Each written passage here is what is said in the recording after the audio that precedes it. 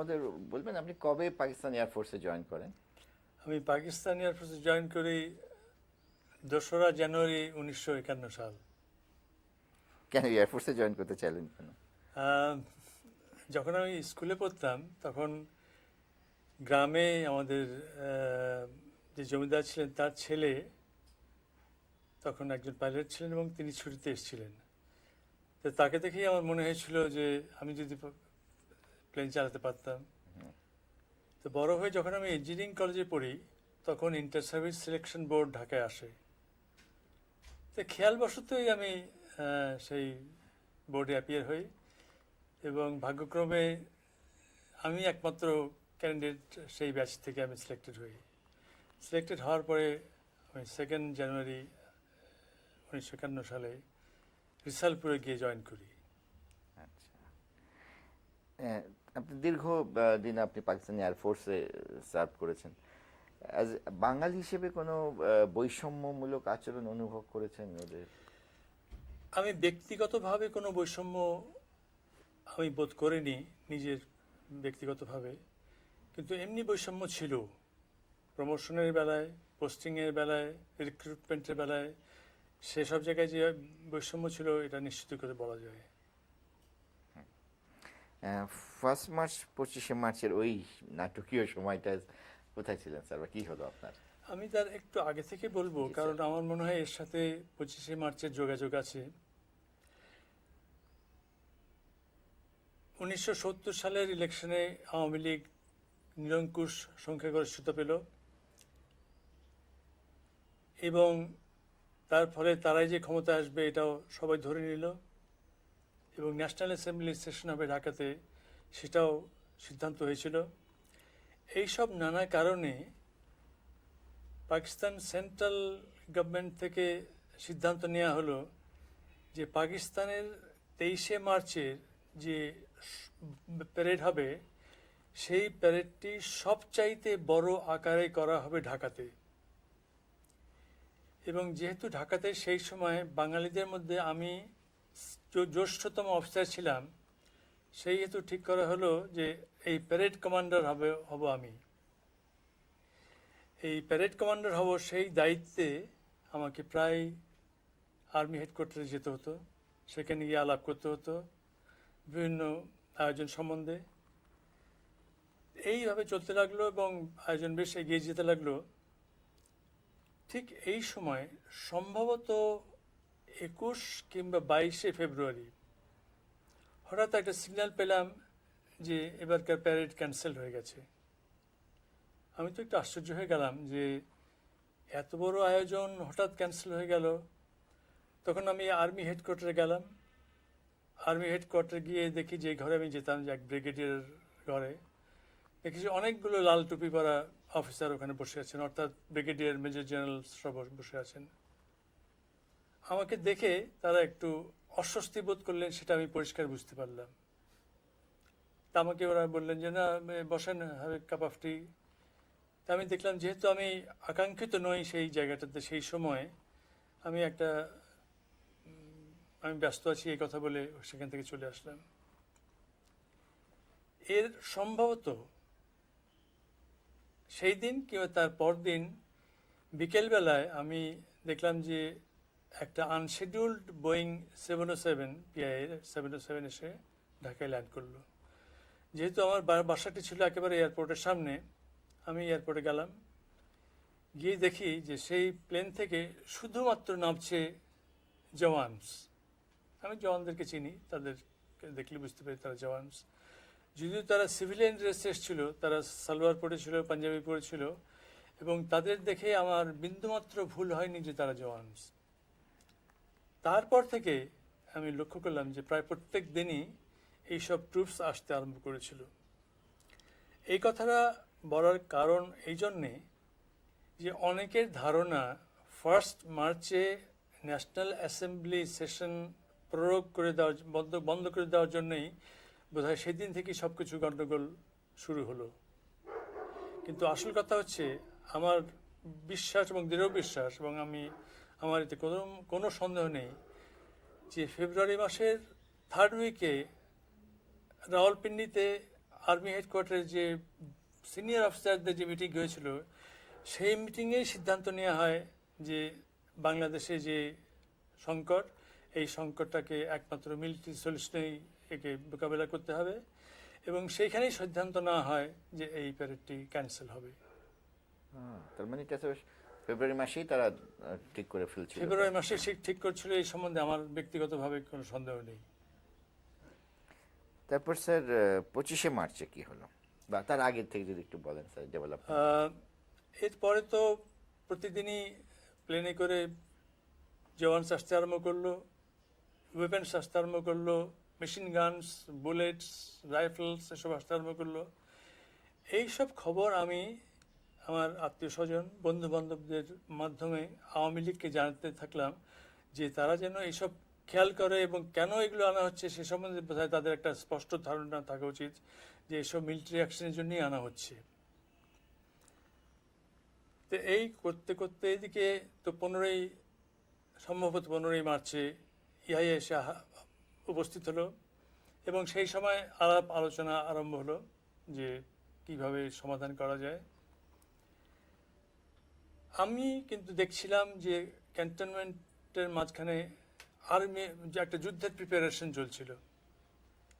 আমার মনে আছে 23শে মার্চ দুজন মেম্বার অফ ন্যাশনাল অ্যাসেম্বলি এবং পার্লামেন্ট তারা আমার বাড়িতে এসেছিলেন। তাদের একজনের নাম মনে আছে মিস্টার ইসলাম, উনি নেভিতে ছিলেন, সেই সূত্রেই ওনার সাথে পরিচয়। তা দুজনে এসে বললেন 23শে মার্চে বললেন যে যাক একদিনে একটা সমাধান হয়ে গেল, এবার তো আর কোনো অসুবিধা হবে না। তা আমি অবাক হয়ে তাকালাম তাদের দিকে। আমি বললাম যে আপনাদের কি করে ধারণা হলো যে একটা সমাধান হবে? আপনারা যে বলুন আপনাদের হাইকমান্ডকে যে আমার নাম নিয়ে বলতে পারেন যে তারা বাঙালিদের হাতে ক্ষমতা কোনো দিনই দেবে না, আমার নাম দিয়ে বলতে পারেন, আমি সেই রিস্ক নিতে চাইছি, কিন্তু এই ভুল ধারণা যেন আপনাদের না থাকে। 25শে মার্চ তো একটা ঐতিহাসিক দিন এই অর্থে যে 25শে মার্চ পর্যন্ত অনেকের ধারণা ছিল বোধহয় সেই দিন একটা সমাধান, রাজনৈতিক সমাধান বোধহয় খুঁজে পাওয়া গেছে। কিন্তু আমরা জানতাম ক্যান্টনমেন্টের ভিতরে যে সামরিক একটা অপারেশনের প্রিপারেশন ফুল স্পিডে চলছে। 25 তারিখে আপনি স্যার ক্যান্টনমেন্টের কোন দিকটা থাকতেন তখন? ক্যান্টনমেন্টের ঠিক মুখের দিকে থাকতাম, এয়ারপোর্টের, ওর পুরনো এয়ারপোর্টের ঠিক উল্টো দিকে ছিলাম। ওখানে আপনার বাসা ছিল, কাছেই অফিস ছিল? হ্যাঁ, কাছে অফিস ছিল। তো 25শে মার্চ এখানে একটা কথা বলে রাখি যে জেনারেল ইয়াহিয়া প্রায় মাঝামাঝি বিকেলে তার গভর্নর হাউস থেকে ক্যান্টনমেন্টে আসতেন, এবং ক্যান্টনমেন্টে এসে নানা রকম মিটিং করতেন, করে সন্ধ্যের দিকে চলে যেতেন, এবং প্রতিদিনই বিরাট এক গাড়ির বহর নিয়ে তার গাড়িতে বসে তিনি চলে যেতেন। 25শে মার্চেও কিন্তু ঠিক তেমনিভাবে উনি চলে যান, সন্ধ্যের একটু আগেই সমস্ত মোটরকেড নিয়ে চলে গেলেন। কিন্তু আমি সেখানে দাঁড়িয়েছিলাম, আমি আশ্চর্য হয়ে দেখলাম যে তার কিছুক্ষণ পরে একটা কালো মতো গাড়ি, বড় গাড়ি, আর তার সাথে দু একটা গাড়ি বোধ ছিল, এসে টারমাকে দাঁড়ানো একটি 707 বোয়িংয়ের কাছে এসে দাঁড়ালো, এবং সেই গাড়ি থেকে নামলেন ইয়াহিয়া এবং আরও 4-5 জন তার সঙ্গী। আমি ইয়াহিয়াকে বহুবার দেখেছি, সুতরাং আমার তাকে চিনতে একটুকু ভুল হয়নি যে ইনি হচ্ছেন ইয়াহিয়া, এবং ইনি এই প্লেনে উঠলেন। অথচ মানুষকে ধোঁকা দেওয়ার জন্যে এমনভাবে করা হলো যেন ইয়াহিয়া আছেন ঢাকায়, তিনি ঢাকা ছেড়ে যাননি এবং তিনি গভর্নর হাউসে চলে গেলেন। তা আমি প্লেন ওঠার সঙ্গে সঙ্গেই আমি বিভিন্ন জায়গায় ফোন করলাম। তার মধ্যে তখনকার দিনে খবরের কাগজে বেরোতো যে আওয়ামী লীগের এই নাম্বারে কোনো গুরুত্বপূর্ণ সংবাদ থাকলে সেখানে যেন দেওয়া হয়। আমি সেই সব নাম্বারে টেলিফোন করলাম, টেলিফোন করে জানিয়ে দিলাম যে জেনারেল ইয়াহিয়া এইমাত্র চলে গেল। তারপরে আমি ক্যান্টনমেন্টে গেলাম। ক্যান্টনমেন্টের ভিতরে গিয়ে যতগুলো বাঙালি অফিসারের সাথে দেখা করা সম্ভব তাদের বাড়িতে গিয়ে বললাম যে তোমরা খুব সাবধানে থেকো আজকে রাত্রে হয়তো একটা সাংঘাতিক কিছু হতে পারে। আমার কোনো ধারণা নেই কি হবে, কিন্তু সাংঘাতিক যে একটা কিছু হবে সেই সম্বন্ধে বোধহয় কারোর সন্দেহ থাকা উচিত নয়। আমি আমার নিজের পরিবারকে, আমার স্ত্রীকে এবং আমার 2 ছেলে মেয়েকে আমার স্ত্রীর বোনের বাসায় পাঠিয়ে দিলাম শহরে। আমি থেকে গেলাম নিজের বাসায়, কারণ আমাকে থাকতেই হতো। তারপরে বাসায় ছিলাম, রাত্রি সম্ভবত 11:30 হবে, আমার ঘুম হয়নি। হঠাৎ শুনতে পেলাম যে ট্যাঙ্ক রাস্তায় দিয়ে ট্যাঙ্ক চলার আওয়াজ। আমি জানলার পর্দা একটু ফাঁক করে দেখি যে ট্যাঙ্ক একটার পর একটা চলেছে টাউনের শহরের দিকে। তার পিছনে সব ফিল্ড গানস আছে, মেশিন গানস বোঝাই করা সব ট্রুপস সব চলে যাচ্ছে। এবং তার কিছুক্ষণ পরেই সারা ঢাকায় যে ধ্বংসযজ্ঞ আরম্ভ হলো, সেটা বোধহয় ইতিহাসে আর কোনোদিন কোথাও হয়নি। ঢাকার সারা আকাশ লাল হয়ে উঠল এবং সারা ঢাকা এই মেশিন গান এবং অন্যান্য অস্ত্রের আওয়াজে মুখরিত হয়ে উঠল সারা ঢাকা শহর। তো ওখানে যখন আপনারা বাঙালি যারা অফিসার ছিলেন, তাদেরকে ওরা কোনো ডিউটিতে তখন কল করেনি, আপনারা বাড়িতেই থাকতে পেরেছেন তখন নাকি? আমরা বাড়িতেই থাকতে পেরেছিলাম। আমাদের ডিউটিতে আমার জানা মতে কোনো বাঙালিতে কোনো ডিউটি দেওয়া হয়নি, বাঙালিকে কোনো ডিউটি সেদিন দেওয়া হয়নি। এরকম ভাবে কতদিন থাকা গেল? মানে আপনার উপরে বিপদ আসার আশঙ্কা কবে করলেন যে আপনাকে চলে যেতে হবে? এই যে অপারেশন আরম্ভ হলো, একে বলা হতো অপারেশন সার্চলাইট। পাকিস্তানের নাম দিয়েছিল অপারেশন সার্চলাইট। এবং তাদের ধারণা ছিল যে হয়তো 72 ঘন্টার মধ্যে সমস্ত কিছু কন্ট্রোলে আনা যাবে।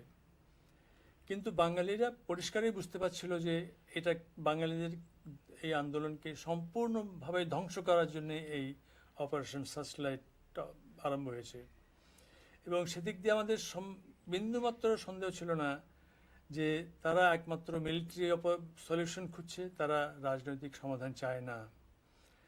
এবং এই 25 দিন ধরেই প্রতিদিন সমস্ত কিছু সম্বন্ধে, ক্যান্টনমেন্টে যা কিছু হচ্ছে প্রত্যেকটি বিষয় সম্বন্ধে আমরা বিভিন্ন সূত্র দিয়ে আওয়ামী লীগ হাইকমান্ডে আমরা পৌঁছে দিতে লাগলাম যে কতগুলো প্লেন আসছে, কত ট্রুপস আন্দাজে আসছে, কত অ্যামিউনিশনস আসছে, তারা কি কোথায় অপারেশন নিচ্ছে, এসব সমস্ত জিনিস আমরা আওয়ামী লীগ অফিসে পাঠিয়ে দিতাম। আমার দিকে স্যার ক্যামেরা তাহলে ভালো আছে। তারপর কি করলেন স্যার আপনি? 25শে মার্চের পরে আমি ব্যক্তিগতভাবে একটা সিদ্ধান্ত নিই যে আর যাই হোক, আর অন্যের কথা বলতে পারবো না, কিন্তু আমার পক্ষে এই পাকিস্তানিদের অধীনে কাজ করা আমার পক্ষে অসম্ভব এবং এ দেশের স্বাধীন হওয়া ছাড়া অন্য কোনো বিকল্প নেই। এবং শুধু আমি নয়, আমার বিশ্বাস বাংলাদেশের বিশেষ করে ঢাকা, চিটাগং, যেখানে এইসব অত্যাচার, অমানসিক অত্যাচার বাঙালিরা দেখেছে, তারাই বুঝতে পেরেছিল যে এই দেশ সাথে এক দেশ হিসেবে থাকা সম্ভব নয়। তখনই আমরা মনস্থির করি যে আমাদের এই যুদ্ধ চালাতেই হবে। তখন আর কোনো বাঙালি অফিসারের সঙ্গে আপনার কোনো নিভৃত আলাপ হয়েছে এই ব্যাপারে? হ্যাঁ, আমার একটা অসুবিধা ছিল, যেহেতু আমার র্যাঙ্ক ছিল গ্রুপ ক্যাপ্টেন এবং অন্যান্য বাঙালি অফিসাররা ছিল স্কোয়াড লিডার কিংবা ফ্লাইট লেফটেন্যান্ট, তাদের সাথে ঠিক সরাসরি কথা বলতে তারাও সংকোচ বোধ করতেন। আর আমি যে কথাটা ভাবছি সেই কথাটাও তাদেরকে সরাসরি বলাটা আমার পক্ষে একটু অসুবিধা ছিল। তা যাই হোক, আমরা যোগাযোগ স্থাপন করি। প্রথমে আমি সম্ভবত, আমার ঠিক এখন মনে নেই, 28শে মার্চ কিংবা 29শে মার্চ আমি প্রথম আমার আমার স্ত্রীর যে বোনের বাসায় ওনারা ছিলেন, তাদের শুদ্ধ আমরা বর্ডার ক্রস করার জন্য চেষ্টা করি। আমরা প্রথমে গফরগাঁও হয়ে যেতে চেষ্টা করি, কিন্তু রাস্তায় গিয়ে দেখি যে লঞ্চ আর চলছে না। সেই লঞ্চ, পানি নেই বলে লঞ্চ আটকে গেল। তখন আমাদের বাধ্য হয়ে ফিরে আসতে হলো। এই আমার প্রথম চেষ্টা মুক্তিযুদ্ধে যোগ দেওয়ার জন্যে। এরপরে মার্চ মাসের বোধহয় 7-8 তারিখে আমি আরিচা হয়ে আমার স্ত্রীকে নিয়ে, আমার দুটো ছেলে এপ্রিল মাসে, মেয়েকে দিয়ে নিয়ে, এপ্রিল মাসে হবে। এপ্রিল মাসে, জি, হ্যাঁ। 7 এপ্রিল, 7 কিংবা 8 এপ্রিলে আমি আরিচা হয়ে রাজশাহী হয়ে যাওয়ার চেষ্টা করি। কিন্তু আরিচার কাছে এসে দেখলাম যে ওখানে এত পাকিস্তান মিলিটারি উপস্থিত যে সেখান দিয়ে যাওয়া সম্ভব নয়। তখন আমি ফিরে আসি, এবং ফিরে এসে একটা কথা আমার মনে হলো যে কেন নয় অন্যান্য যারা ফাইটার পাইলটস আছেন বাঙালি, তাদেরকে নিয়ে আমরা একসাথে যাই, একসাথে গেলে হয়তো আমরা সবাই মিলে একটা কিছু করতে পারবো। তখন উইং কমান্ডার বসা ছিল আমার নিচে, আমার জুনিয়র, তার সাথে আমি আলাপ করি, এবং ফ্লাইট লেফটেন্যান্ট রেজা বলে একজন আছেন, ওনার সাথে আলাপ করি। তিনি ফ্লাইট লেফটেন্যান্ট রেজা অবশ্য অবসরপ্রাপ্ত ছিলেন এবং বাসায় তখন অ্যাক্টিভ সার্ভিস ছিলেন। তো তাদের সাথে যোগাযোগ, এই সিদ্ধান্ত হলো যে তারা আর যেসব বাঙালি পাইলটস আছে এবং বাঙালি অফিসার্স আছে তাদের সাথে যোগাযোগ করবে, এবং যোগাযোগ করে কি সিদ্ধান্ত হয় সেটা জানাবেন। পরে তাদের কাছে জানতে পারলাম যে যাদের সাথে যে তারা যোগাযোগ করেছেন তারা প্রত্যেককে যেতে প্রস্তুত, 2-4 জন ছাড়া, যাদের অসুবিধা ছিল। তখন আমরা একজন অফিসারকে পাঠাই আগরতলার দিকে রেকি করার জন্যে, যে কোন রাস্তায় গেলে আমরা ঠিকভাবে পৌঁছতে পারবো। এবং এটাও ঠিক করলাম যে দুটো রাস্তা ঠিক করতে হবে, কারণ আমরা এক ব্যাচে যাব না, আমরা অর্ধেক হয়ে দুটো ব্যাচে যাব, যাতে করে এক ব্যাচ ধরা পড়লেও যাতে অন্য ব্যাচ গিয়ে উপস্থিত হতে পারে, মুক্তিযুদ্ধে যোগ দিতে পারে, সেটা যেন নিশ্চিত করতে পারি। সৌভাগ্যক্রমে রেকি করার পরে আমরা 2 দলে রওনা হলাম। এই যে যাওয়ার সময় বহু কিছুই হয়েছে, বিভিন্ন জায়গায় আমরা থেকেছি, আস্তে আস্তে গিয়েছি। আমার শেষ রাত্রির কথাটা মনে পড়ে, কালীর বাজার বলে একটা জায়গা ছিল বর্ডারের কাছে। সেই কালীর বাজারে তো সেদিন প্রচণ্ড মেঘ, খুব জোরে বৃষ্টি পড়ছে। সেইখানে কালীর বাজারে গিয়ে আমাদের বলা হলো যে এক চাষির বাড়িতে আমাদের রাত্রে থাকতে হবে। সেই চাষিটি এসে আমাদেরকে নিয়ে, আমাদের দলটাকে নিয়ে তার বাসায় গেল। তার বাসায় দেখি একটি মাত্র ঘর, পাশে গোয়াল ঘর। কিন্তু সেই চাষিটি তার স্ত্রী এবং ছেলেকে নিয়ে সেই গোয়াল ঘরে চলে গেল এবং তাদের ঘরটি ছেড়ে দিল আমাদের জন্যে। আর তখন তুমুলভাবে বৃষ্টি পড়ছে, আমরা সবাই ক্লান্ত হয়ে ঘুমিয়ে পড়েছি। প্রায় রাত 2-2:30টার সময় হঠাৎ দেখি দরজা ঠক ঠক করে শব্দ হচ্ছে। আমরা তো অবাক হয়ে গেলাম, কি এখন পাকিস্তানি এসে হাজির হলো কিনা। কেউ কেউ বললেন আমাদের কাছে পিস্তলও ছিল, কেউ কেউ বললেন যে না, পিস্তল দিয়ে এদের সাথে যুদ্ধ করতে হবে। তাই বলে এটা অসম্ভব, যদি পাকিস্তানি এসে থাকে এটা সম্ভব নয়, দেখা যাক কি। তা দরজা খুলে দেখলাম যে সেই চাষিটি এসে আমাদের বলছে যে আপনারা এসছেন, আপনারা একটু ডাল ভাত খান আমাদের বাসায়। তা উঠে বসে দেখি যে কোনোভাবে পোলাও পাক করেছে, তার মুরগি জবাই করে মাংস রান্না করেছে, এবং সেই চাষি পরিবার তাদের সেই অবস্থার মধ্যে যে আমাদের আপ্যায়ন করলো, আমাদের খাওয়ালো, আমরা যে না খেয়ে আছি সেটা যে বুঝতে পেরে খাওয়ালো, সেই কথাটা আমার আজও মনে আছে। আমি এই কথাটি চিরদিন মনে রাখবো। এরপরে সেই চাষিটির সাথে আমার দেখা হয়েছিল, কলকাতা শেষ ছিল, এবং তাদের সেই গ্রাম শুধু আমাদের জন্যই নয়, বহু গ্রাম পাকিস্তানিরা পুড়িয়ে দিয়েছিল, শয়ে হাজার গ্রাম তারা পুড়িয়েছে, তাই তাদের গ্রামও পুড়িয়ে দিয়েছিল, এবং শেষ ছিল কলকাতায়। আমি তাকে সাধ্যমতো আমি সাহায্য করেছিলাম তাকে, এবং সে চলে যাওয়ার পর যুদ্ধের শেষে আমি আবার তাদের খুঁজে বের করার চেষ্টা করেছি, কিন্তু তাদের আর খুঁজে পাইনি। এইভাবে আমরা ঠিক করলাম যে আমরা যুদ্ধে যোগ দেব। আমরা শেষ পর্যন্ত 15ই মেতে আমরা বর্ডার ক্রস করি। আমরা যে কজন গেছিলাম তারা সবাই মিলে বর্ডার ক্রস করে আগরতলায় যাই। আমি পৌঁছার সঙ্গে সঙ্গেই ওখানে সবাই জানতে পারলো যে আমি চলে এসেছি। তো সেখানে আমাকে সেই রাত্রেই আমাকে খবর দেওয়া হলো যে জেনারেল কালকাত সিং, ইন্ডিয়ান আর্মির একজন জেনারেল, তার সাথে আমাকে কলকাতায় যেতে হবে। পরদিন সকালেই। তা আমি এক রিফিউজি ক্যাম্পে আমার স্ত্রী আমার ছেলে মেয়েদের রেখে আমি চলে গেলাম কলকাতায়। কলকাতায় গিয়ে প্রথম দেখা হলো জেনারেল ওসমানীর সাথে। কর্নেল ওসমানী তখন ছিলেন উনি। তারপরে মন্ত্রিসভার সাথে দেখা হলো, তাদের সাথে বিস্তারিত আলাপ হলো এবং আমরা যে মুক্তিযুদ্ধে যোগ দিতে এসেছি সেটা তাদেরকে পরিষ্কারভাবেই বললাম এবং তারা খুবই খুশি হলেন। বিশেষ করে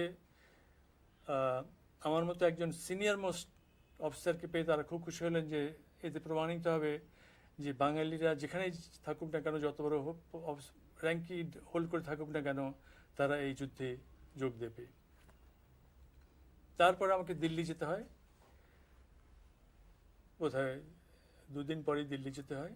দিল্লি গিয়ে আমি বিভিন্ন সিনিয়র অফিসারদের সাথে আমার আলাপ হয়, কীভাবে এই যুদ্ধ আমরা অর্গানাইজ করতে চাই, আমাদের কি করার ইচ্ছা আছে এবং কিভাবে এই আমরা ইন্ডিয়া আমাদের সহযোগিতা করতে পারে, এই বিভিন্ন বিষয় সম্বন্ধে আমাদের আলোচনা হয় এবং তারপরে আমরা কলকাতায় ফিরে আসি। কলকাতা থেকে আগরতলা গিয়ে আমার পরিবারকে নিয়ে এবং সবার পরিবারকে নিয়ে আমরা আবার কলকাতায় ফিরে আসি। ফিরে আসার পর আমাদের যে আমাদের সাথে ছিল তাদের কেউ কেউ আর্মিতে সেক্টর কমান্ডার হয়ে যোগ দিল, সাব সেক্টর কমান্ডার হয়ে যোগ দিল, সাধারণ সেক্টর ট্রুপসদের সাথে যোগ দিল এবং কিছু কিছু ছেলেকে কিছু কিছু অফিসারকে, যেমন ফ্লাইট ক্যাপ্টেন রেজা, সে নেভাল কমান্ডো ট্রেনিংয়ে গেল তার অফিসার ইনচার্জ হয়ে। এইভাবে সমস্ত ছড়িয়ে পড়লাম। কিন্তু আমার চেষ্টা যে আমাদেরকে বিমান যে করেই হোক জোগাড় করতে হবে, এই জন্য আমি তাজউদ্দিন সাহেবকে আমি ব্যক্তিগতভাবে অনুরোধ করি এবং তিনি বুঝতে পারেন যে যুদ্ধে বিমানের রোল অবধারিত, বিমানকে আনতেই হবে এবং আমাদের যখন পাইলটস আছে তখন আমাদের পাইলটসরা সেই বিমান ব্যবহার করবে না কেন। তা তিনি চেষ্টা করতে লাগলেন। এর মধ্যে 17ই এপ্রিল বাংলাদেশ সরকার গঠিত হয়েছে, মুক্তিবাহিনী গঠিত হয়েছে, সেক্টর মোটামুটিভাবে ঠিক করা হয়েছে, সেক্টর কমান্ডারদের ঠিক করা হয়েছে এবং যুদ্ধ কিন্তু তখন আস্তে আস্তে শুরু হয়ে গেছে। যুদ্ধ 25শে মার্চ থেকে শুরু হয়েছিল, তারপরে এপ্রিল মাসের দিকে কিছুটা ভাটা পড়ে কারণ আমাদের বর্ডার ক্রস করে আসতে হয়েছিল। এরপরে কিন্তু যুদ্ধ আবার আস্তে আস্তে দানা বেঁধে উঠতে আরম্ভ করে, সংগঠিতভাবে শুরু হয়। সংগঠিতভাবে শুরু হয়। তবে এখানে একটি কথা বলে রাখা দরকার যে মে মাস, জুন মাস, জুলাই মাস, এই মাস 3 ধরে আমাদের যে যুদ্ধ হয় সেই যুদ্ধে কিন্তু আমরা খুব ভালো ফল পাচ্ছিলাম না। তার প্রধান কারণ ছিল প্রশিক্ষণ এবং অস্ত্রের অভাব। আমাদের তখন মাত্র 2000 মুক্তিবাহিনীকে আমরা ভারতে ট্রেনিং দিতে সক্ষম হয়েছিলাম মাসে। পাকিস্তান আর্মির মতো এত বড় আর্মির বিরুদ্ধে মাত্র 2000 মুক্তিবাহিনীকে ট্রেনিং দিয়ে আমরা খুব বেশি ফল পাচ্ছিলাম না। আর তার চেয়েও বড় অসুবিধা ছিল যে আমরা অস্ত্রশস্ত্র পাচ্ছিলাম না। আমাদেরকে যে অস্ত্রশস্ত্র ভারতীয় সেনাবাহিনী থেকে দেওয়া হতো তা অত্যন্ত সীমিত ছিল। সত্য কথা বলতে কি প্রায় ছিলই না বলা যেতে পারে। যেমন 10 জন মুক্তিবাহিনীর একটি গ্রুপে তারা হয়তো 20টি গ্রেনেড দিত এবং একটি রিভলভার দিত। এটা নিয়ে কোনো যুদ্ধ করা সম্ভব নয়। তবুও আমাদের ছেলেরা এর মধ্যেই অনেক ধ্বংসাত্মক কাজ করেছে। এইভাবে যখন চলতে আরম্ভ করলো তখন জুলাই মাসে 10ই জুলাই থেকে 15ই জুলাই পর্যন্ত কলকাতায় মুক্তিবাহিনীর সিনিয়র কমান্ডার্সদের একটা মিটিং হয়। এটাকে বলা হয় সেক্টর কমান্ডার্স কনফারেন্স। এই কনফারেন্সে আবার নতুন করে আমাদের সেক্টরগুলো ঠিক করা হয়। 1 থেকে 11টা সেক্টর ঠিক করা হয় এবং 11টা সেক্টরের মধ্যে 10টা সেক্টরের সেক্টর কমান্ডারকে নিয়োজিত করা হয়। হেডকোয়ার্টার কমান্ড গঠিত হয়। সেখানে জেনারেল ওসমানী ছিলেন সিএনসি, জেনারেল রাব ছিলেন চিফ অফ স্টাফ, আমি ছিলাম ডেপুটি চিফ অফ স্টাফ এবং আমি ছিলাম মেইন হেডকোয়ার্টারে। এইভাবে আমাদের মুক্তিবাহিনী আবার সংগঠিত হয় এই নতুন আঙ্গিকে। এরপরে অবশ্য আমরা কিছু কিছু বেশি করে অস্ত্র পেতে আরম্ভ করলাম, কিন্তু এই অস্ত্র আমাদের পক্ষে প্রচুর ছিল না। স্যার আমরা একটু গ্যাপ দিই, একটা কন্টিনিউয়াস লাইটে আপনার মুখে কষ্ট হচ্ছে, 5 মিনিট।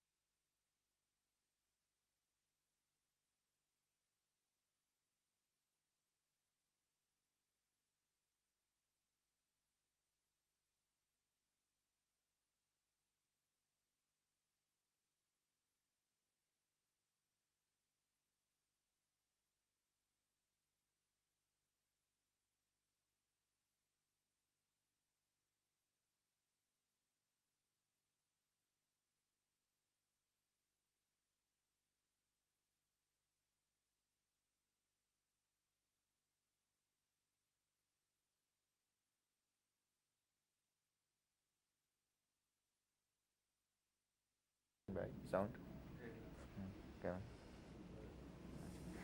ওখানে তো আপনারা একটা ছোট আকার হলে একটা বাংলাদেশ এয়ারফোর্স গঠন করেছিলেন, হ্যাঁ, এটার একটু হ্যাঁ, বলবেন? বলবো, ওটা বলবো আমি। জি। জি, yes. এখন বলবো Please, বলেন বলেন। Camera It's rolling, it's rolling. আচ্ছা, সাউন্ডটা নিচ্ছি আমরা। জি বলেন। তো এই অল্প অস্ত্র শস্ত্র একটু করে বৃদ্ধি পেলেও ঠিক যে পরিমাণে বৃদ্ধি পাওয়া উচিত ছিল সেই পরিমাণে বৃদ্ধি পায়নি। এর অবশ্যই একটি কারণ ছিল, এই কারণটি অনেকেই বুঝতেন না, কিন্তু একটু চিন্তা করলেই বোঝা যেত যে তখন পৃথিবীতে একমাত্র ভারত এবং সোভিয়েত ইউনিয়ন ছাড়া অন্য কোনো দেশ মুক্তিযুদ্ধের এই যুদ্ধকে সমর্থন করছিল না। সুতরাং ভারতের তখনও কিন্তু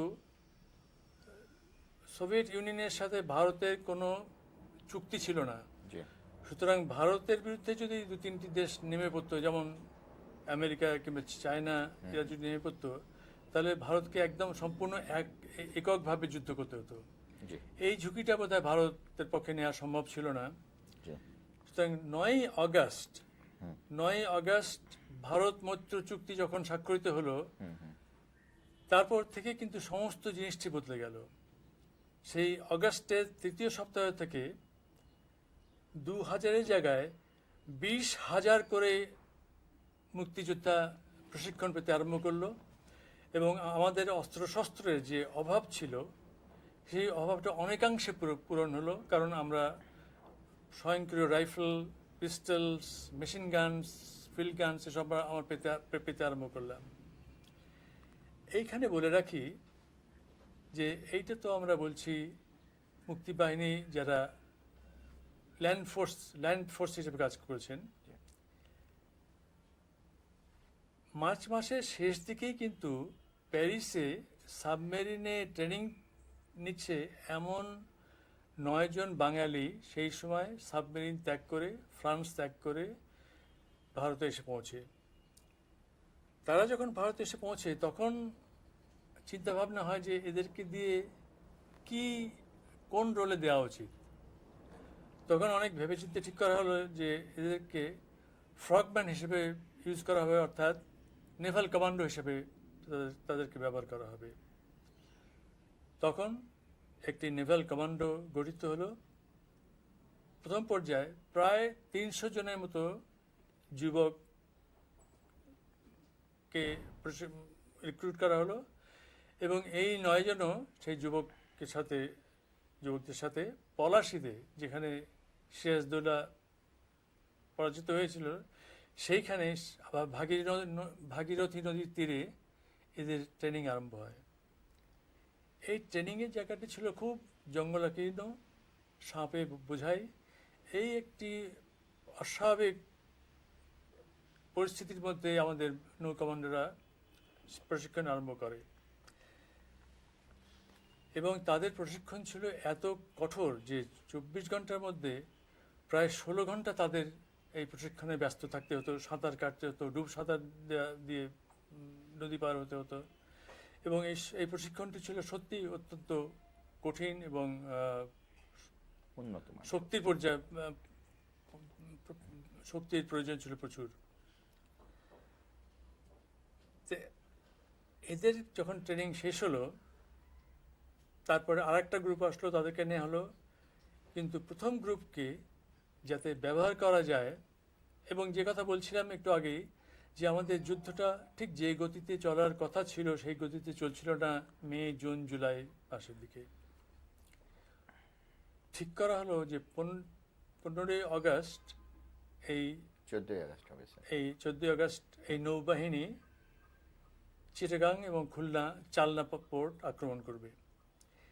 এই যে ঠিক করা হলো, এটা কিন্তু এমন গোপনীয় রাখা হয়েছিল যে কলকাতায় আমাদের হেডকোয়ার্টারে একমাত্র ক্যাবিনেট মিনিস্টার্স, কর্নেল ওসমানী, আমি এবং ইন্ডিয়ার ক্যাপ্টেন সামন্ত বলে একজন নেভির একজন অফিসার, এরা ছাড়া আর কেউই জানতো না যে এরকম কোনো ট্রেনিং হচ্ছে, এই কথাটাই জানতো না। নৌ কমান্ডো ট্রেনিং হচ্ছে এই কথাটাই জানতো না, এবং 14ই আগস্ট যে আক্রমণ হবে সে কথাটাও তাদের জানা ছিল না। তো এদের যখন প্রশিক্ষণ দেওয়া হয়, এদের প্রশিক্ষণ দেওয়া হয় লিম্পিট মাইন নিয়ে। লিম্পিট মাইন তারা পিঠে করে সাঁতার কাটতো, ডাবি লিম্পিট মাইন নিয়ে ট্রেনিং নেবার জন্যে। এবং 14ই আগস্ট আক্রমণের কথা হলো, আক্রমণটা হয়েছিল অ্যাকচুয়ালি 15ই আগস্ট, একদিন পিছিয়ে দেওয়া হয়। এরা যখন নদীর ধারে গিয়ে অনেক দূর পেরিয়ে অনেক জঙ্গল হেঁটে ক্রস করে যখন কর্ণফুলী নদীর তীরে এসে পৌঁছলো, তখন একটা প্রশ্ন জেগে ওঠে যে যদি কোনো কারণে এই অপারেশনটা বন্ধ করতে হয় তাহলে কিভাবে বন্ধ করা যাবে। সে ঠিক হলো যে কলকাতা রেডিওর থেকে একটি কেন্দ্র থেকে, আমার যতদূর মনে হয় এটা কেন্দ্র ছিল, সেই কেন্দ্র থেকে 2 দিন আগে, 48 ঘন্টা আগে একটি সংকেত দেওয়া হবে যে হ্যাঁ এই অপারেশন চলবে। এই সংকেতটা কিন্তু সাধারণ মিলিটারি সংকেতের মতো ছিল না। প্রথম সংকেতটি ছিল, এবং যেটা দেওয়া হয়েছিল একদিন পরে, কারণ 14ই আগস্ট থাকলেও 15ই আগস্ট আক্রমণ হয়েছিল, একদিন দেরি করে দেওয়া হলো। সেই সংকেতটি ছিল, আমি তোমায় যত শুনিয়েছিলাম গান। এই গানটা যদি ঠিক বাজে তাহলে বুঝতে হবে যে অপারেশন চলবে, অপারেশনে যেতে হবে। এবং তার পরের দিন 24 ঘন্টা পরে যে সংকেতটা দেওয়া হবে, আমার পুতুল যাবে শ্বশুর বাড়ি, এইরকম একটি গান, আমার ঠিক ওয়ার্ডিংটা হয়তো মনে নেই। এই গানটি আজকে যাবে শ্বশুর বাড়ি, এই গানটি বাজানো হবে দ্বিতীয় দিনে। এর আগে কিন্তু বিভিন্ন সূত্রে আমরা জানতে পেরেছিলাম যে আবহাওয়া কীরকম থাকবে, নদীর স্রোত কীরকম হবে, কতগুলো জাহাজ ওই ধারে আছে, কত বড় বড় জাহাজ আছে, এই ধরনের বিশদ সংবাদ কিন্তু আমরা জেনেছিলাম, এবং সেইভাবেই আক্রমণ পরিকল্পনা করা হয়। এই যে নৌ কমান্ডাররা লিম্পিট মাইন নিয়ে গেল, তাদের সাথে মাত্র একটি করে ছুরি ছিল। এই ছুরি কিন্তু আত্মরক্ষার জন্য নয়, এই ছুরিটি ছিল লিম্পিট মাইন জাহাজের নিচে লাগাতে হলে জাহাজের নিচে যে শ্যাওলা থাকে সেই শ্যাওলা পরিষ্কার করা দরকার ছিল। সেই শ্যাওলা পরিষ্কার করে লিম্পিট মাইন লাগিয়ে লিম্পিট মাইনের যে ফিউজ কভার সেই ফিউজ কভারটি তুলে নিতে হতো। এবং আমাদের একটা শর্ত ছিল যে যাকে যে কটি লিম্পিট মাইন দেওয়া হবে ঠিক ততটি ফিউজ কভার কিন্তু আমাদের গণে দিতে হবে, এবং না গণে দিতে পারলেও আমরা মনে করবো তোমরা এটা করনি। এই যে একটা চ্যালেঞ্জ দেওয়া হলো, প্রত্যেকটি ছেলে যাতে এই ফিউজ কভারটি খুলতে ভুলে না যায় এই জন্যে। এবং এই ফিউজ কভার খোলার পরে তাদের যে সময় ছিল সেই সময় যথেষ্ট ছিল তাদের নদীর সাঁতরে ওই পারে যাওয়ার, এবং ওই পারে নৌকা ঠিক করা ছিল, মাঝি ঠিক করা ছিল, লোক ঠিক করা ছিল যে তাদের নিয়ে মানে একটা সেফ আশ্রয়স্থলে নিয়ে যাবে। এবং সেই 15ই আগস্ট যে বিশাল ধ্বংসযজ্ঞ হয় এই চট্টগ্রাম কর্ণফুলী নদীর ধারে এবং চালনায়, সেটা সমস্ত পৃথিবীকে আলোড়িত করে এই দিয়ে যে মুক্তিযুদ্ধ তো থেমে যায়নি, মুক্তিযুদ্ধ আরও অনেক জোরালোভাবে এই মুক্তিযুদ্ধ চলছে। এবং এর ফলে দুটো জিনিস হলো যে প্রিমিয়াম, ইন্স্যুরেন্স প্রিমিয়াম, যেসব জাহাজ আসতো সেসব জাহাজ আসতে তাদের অস্বীকার করলো যে না, আমরা এরকম একটা যুদ্ধ, যেখানে যুদ্ধ চলছে সেখানে আমরা যাব না। এবং আরেকটি হচ্ছে এই জাহাজ, যেসব জাহাজ আসতে রাজি হলো তাদের প্রিমিয়াম এত বেশি ঠিক হয়ে গেল, বেড়ে গেল যে তাদের পক্ষেও আসা মুশকিল হয়ে গেল। সেই জন্যে পশ্চিম পাকিস্তান থেকে কিংবা পৃথিবীর অন্যান্য জায়গা থেকে জাহাজ আসা কর্ণফুলীর তীরে প্রায় বন্ধ হয়ে গেল। এরকম একটা অবস্থা সৃষ্টি আমরা করতে পেরেছিলাম। এটা যে পাকিস্তানের যুদ্ধের উপরে ব্যাপক একটা এফেক্ট ফেলে সেই সম্বন্ধে তো আর কিছু বলার নেই। অবশ্যই এই নৌ কমান্ডাররা এই আক্রমণ করেই যে শেষ করলো তা নয়, এরা যুদ্ধের শেষ দিন পর্যন্ত বিভিন্ন জায়গায় আক্রমণ করেছে, বিভিন্ন টার্গেট তারা ধ্বংস করেছে। এই যে আমি প্রথম দিকে বলেছিলাম যে আমাদের সাথে কয়েকজন জঙ্গি বৈমানিক নিয়ে আমরা এসেছিলাম। কারা কারা ছিলেন স্যার? মানুষ নাম? উইং কমান্ডার বাশার, স্কনের সুলতান, সুলতান মাহমুদ, স্কনের বদরুল আলম, জি। তারপরে পিআইয়েরও তখনকার পিআইয়ের সত্তার, আকরাম, সাহাব, খালেক, এরা এরকম সবাই ছিলেন। তা এদেরকে ট্রেনিং দেওয়ার জন্য আমি যে অনুরোধ করেছিলাম তাজউদ্দিন সাহেবকে, তিনি সেটা চেষ্টা করেন। পরে একদিন, এই বোধহয় সম্ভবত জুলাই মাসের শেষের দিকেই হবে, তাজউদ্দিন সাহেব আমাকে ডেকে পাঠালেন তার অফিসে। গিয়ে দেখি যে Indian defence secretary mister KB Lal, Indian এয়ারফোর্সের chief of staff air marshal PC Lal, air marshal Dewan এবং আরও কয়েকজন বড় বড় অফিসার ওখানে উপস্থিত। তা তাজউদ্দিন সাহেব আমাকে বললেন যে এনারা এসছেন আপনার সাথে আলাপ করতে, যে জাহাজ আপনি চেয়েছিলেন সেই জাহাজ সম্বন্ধে। তা আলোচনায় তারা বললেন যে আমাদের পক্ষে এমনি জাহাজ দেওয়া তো সম্ভব নয়, আমরা যদি আপনাদের পাইলটস, মানে আমাদের পাইলটসরা যদি রাজি থাকে তাহলে ইন্ডিয়ান এয়ারফোর্স স্কোয়াড্রনের সাথে তারা ফ্লাই করতে পারে। তখন আমি জিজ্ঞেস করলাম, তারা যদি ইন্ডিয়ান স্কোয়াড্রনের সাথে ফ্লাই করে তাহলে কোন দেশের আইন কানুনের আওতায় তারা আসবে? তা দেখি হঠাৎ সবাই চুপ করে গেল। তখন আমার যতদূর মনে হয় কেবিলাল বললেন, naturally they will have to come under Indian rules and regulations. তখন আমি তাজউদ্দিন সাহেবকে বললাম যে স্যার, এটা সম্ভব নয়, আমাদের পক্ষে অন্য দেশের রুলস রেগুলেশনসের আন্ডার আমাদের পক্ষে সম্ভব নয়। আমি আবার অনুরোধ করব আমাদেরকে কিছু প্লেন দিতে। তো এরপরে তারা চলে গেলেন। কিছুদিন পরে তারা জানালেন যে তারা 3টি প্লেন দিচ্ছেন, একটি অ্যালওয়েট হেলিকপ্টার, একটি বিভার আর একটি DC-3।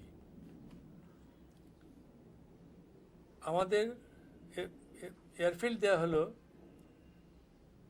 নাগাল্যান্ডে ডিমাপুর বলে একটি পরিত্যক্ত বিমান ঘাঁটিতে। চারিদিকে জঙ্গল,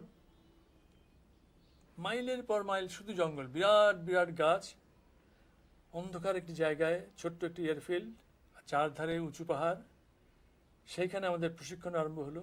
আমি মাঝে মাঝে গিয়ে আমি দেখতাম যে তাদের প্রশিক্ষণ কেমন চলছে, তাদের সাথে আমি ফ্লাই করতাম আমাদের ছেলেদের সাথে, এবং তাদের যে প্রশিক্ষণ ঠিকভাবে চলছে সেটা আমি এনশিওর করতাম।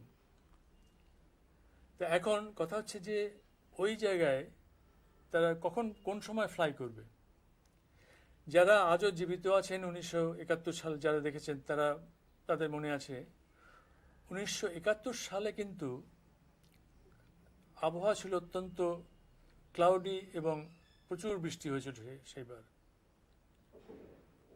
এখন আমাদের ট্রেনিং দিতে হয়েছিল এইসব পাইলটসদের দিনের বেলায় নয়, রাত্রিতে। কারণ এইসব সামান্য জাহাজে আক্রমণ করতে গেলে, দিনে আক্রমণ করতে গেলে তাদেরকে গুলি করে নামানো অত্যন্ত সহজ। সেই জন্যে ঠিক করা হলো যে আমাদের প্রশিক্ষণ হবে রাত্রে। এবং আপনাদের এইটুকু বলতে পারি, আমি নিজে যখন তাদের সাথে ফ্লাই করেছি, এইটুকু বলতে পারি যে এত অন্ধকার, নিচে অন্ধকার, উপরে অন্ধকার, পাহাড়, তার পাহাড়ের উপরে মেঘ, এই পাহাড় এবং মেঘের মধ্যে সামান্য একটু ফাঁকা জায়গার মধ্যে দিয়ে আমাদের প্লেন চালাতে হয়েছে। এবং সেই প্লেন চালিয়ে টার্গেট অ্যাটাক প্র্যাকটিস করতে হয়েছে। এখন কথা হচ্ছে সেই অন্ধকারে টার্গেট দেখব কি করে। তখন আমরা করলাম কি, একটা উঁচু পাহাড়ের চূড়ার উপরে একটা সাদা প্যারাশুট ফেলে দিলাম, যে অন্ধকারের মধ্যেও ছোট্ট ওই সাদা প্যারাশুটটি দেখা যায়। এবং সেই প্যারাশুট লক্ষ্য করে আমরা প্র্যাকটিস করতাম, ওই আমাদের যে রাত্রিবেলা যে প্র্যাকটিস হতো। আমি আমার জীবনে আমি প্রচুর অভিজ্ঞতা আছে বলে আমি মনে করি। আমি যুদ্ধে অংশগ্রহণ করেছি 1965 সালে, আমি রাজস্থানে আক্রমণ করেছি। আমি এইটুকু বলতে পারি যে এত ভয়ঙ্কর অবস্থার মধ্যে টার্গেট আক্রমণ প্র্যাকটিস করা যে কত ডেঞ্জারাস ছিল, সেটা একজন পাইলট না হলে কারো বোঝার উপায় নেই। তারা এত রিস্ক তারা নিয়েছিলেন। এবং এই সময় অন্য কথা একটু আসি, এই সময় একদিন এয়ার মার্শাল পিসি লাল এবং তার ওয়াইফ ছিলেন বাঙালি, ওনারা কলকাতায় এসে আমাকে বললেন, আমাকে ইনভাইট করলেন এক কাপ চা খেতে। গেলাম অত্যন্ত বিনয়ের সাথে, ভদ্রতার সাথে। উনি আমার চেয়ে অনেক সিনিয়র, তা সত্ত্বেও আমাকে খুব আপনার আপনজনের মতো আমাকে উপস্থাপন করলেন। আমরা বসলাম, গল্প হলো, বিভিন্ন গল্প, তা চাটা খেলাম। আমি কথায় কথায় এক সময় বলে উঠলাম যে স্যার, যেদিন আক্রমণ আরম্ভ হবে আমরা চাই যে আমরা এই বাংলাদেশ এয়ারফোর্স, বাংলাদেশ ইস্ট পাকিস্তানের সর্বপ্রথম আক্রমণ চালাবে। তো পিসিলাল একটি হাসি বললেন, হ্যাঁ আমার তাতে আপত্তি নেই, এই বলে তিনি হাসলেন এবং সেই কথাটি তিনি রেখেছিলেন। তো ফিরে আসি অগাস্টে, যে 20,000 কোথায় আক্রমণ করেছিলেন স্যার আপনারা? প্রথম বাংলাদেশ আক্রমণটা এয়ারফোর্স কোথায় করেছিল? আমরা করেছিলাম চট্টগ্রামের ফুয়েল ডাম্পে, এয়ারপোর্টের ফুয়েল ডাম্পে, যেখানে মেইন ফুয়েল ডাম্প, এবং নারায়ণগঞ্জের গোদনাইলে, যেখানে মেইন ফুয়েল ডাম্প। দুটো ফুয়েল ডাম্পে, এই দুটো ফুয়েল ডাম্পে আমরা আক্রমণ করি এবং এমনভাবে এটা ধ্বংস হয়েছিল যে সারা আকাশ লাল হয়ে গিয়েছিল। এবং তার ফলে কিন্তু পাকিস্তান সামরিক বাহিনী একটা ফিউল ক্রাইসিসের মধ্যে পড়ে যায়, যে এত ফিউল ধ্বংস হওয়ার পরে তাদের এই ফিউল সাপ্লাই সরবরাহ রাখা অত্যন্ত কঠিন হয়ে পড়েছিল।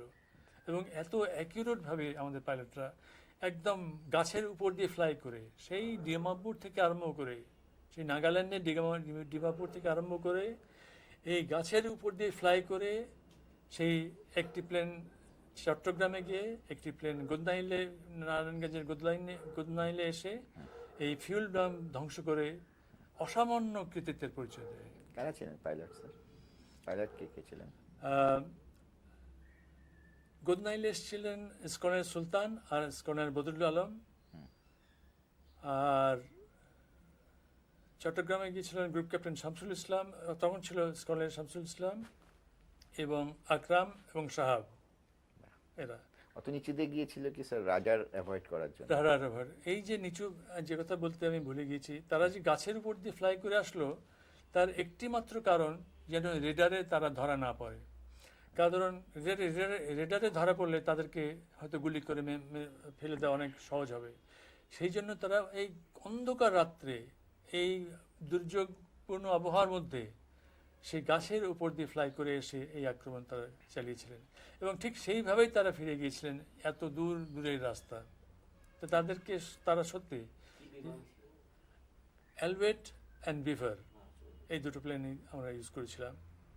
এরপরেও তারা অনেক আক্রমণ করেছে, পরবর্তীতে অনেক সহযোগিতা করেছে, সেসব তো অন্য ডিটেলসের ব্যাপার, সেখানে আমি যাচ্ছি না। তা কবে নাগাদ স্যার আপনারা ঠিক করলেন যে এখনই ফাইনাল আক্রমণের সময় স্যার, এবং সেটার সাথে কি কি বিবেচনা ছিল স্যার? সেটা আমরা তো আশা করছিলাম যে ডিসেম্বরের যে কোনো প্রথম দিকেই হয়তো যুদ্ধ আরম্ভ হবে।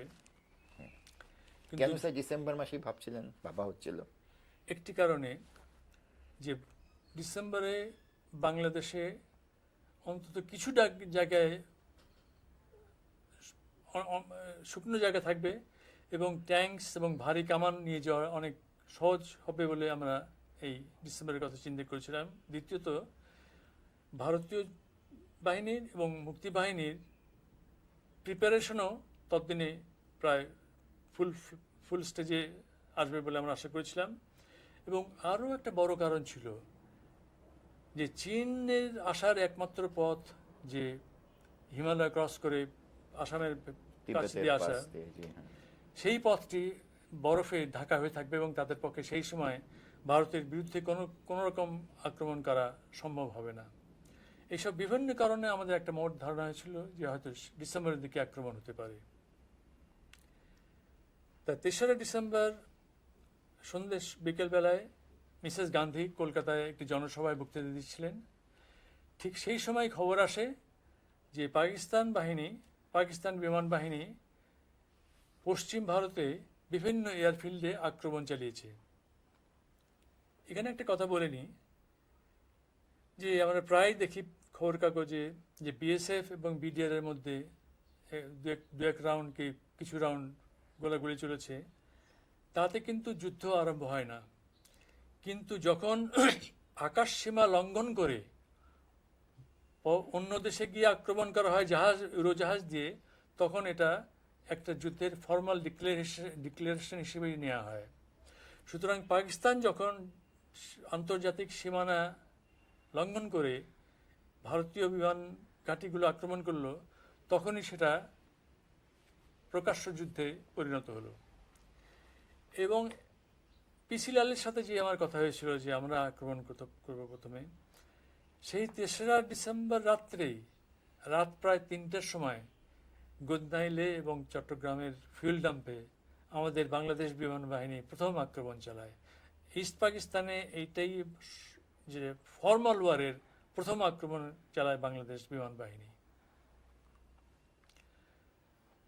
তারপরে যুদ্ধ চলতে থাকে। এখানে বলে রাখি যে আগস্ট সেপ্টেম্বর থেকে যে ২০,০০০ করে সৈন্য মুক্তি বাহিনী ট্রেনিং পেতে আরম্ভ করলো এবং প্রচুর পরিমাণে অস্ত্রশস্ত্র পেতে আরম্ভ করলো, তাদের আক্রমণে পাকিস্তান বাহিনী পর্যুদস্ত হয়ে পড়েছিল। তাদের পক্ষে মিলিটারি ইন্টেলিজেন্স সংগ্রহ করা আর সম্ভব ছিল না, অর্থাৎ মিলিটারিলি দে বিকেম ব্লাইন্ড। তাদের এই সাহসটুকু ছিল না যে এক জায়গা থেকে আরেক জায়গায় গিয়ে সেখানকার খবর নিয়ে আসা, এবং যেতে হলেও যেখানে ১০০ জন গেলে চলতো সেখানে তারা অন্ততপক্ষে ৩০০ জন লোক পাঠাতো। মুক্তি বাহিনীর আক্রমণে এত পর্যুদস্ত তারা হয়েছিল।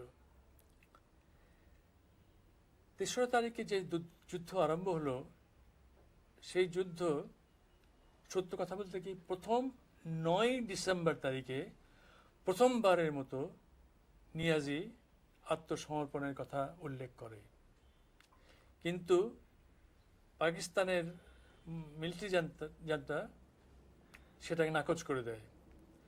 এখন কথা হচ্ছে ৩ তারিখে যুদ্ধ আরম্ভ হলো এবং ৯ তারিখেই তারা আত্মসমর্পণের প্রথম ইঙ্গিত দিল। অর্থাৎ এই 5 দিনের মধ্যে এত বড় একটা বাহিনী, 93,000 সুশিক্ষিত আধুনিক অস্ত্রে সজ্জিত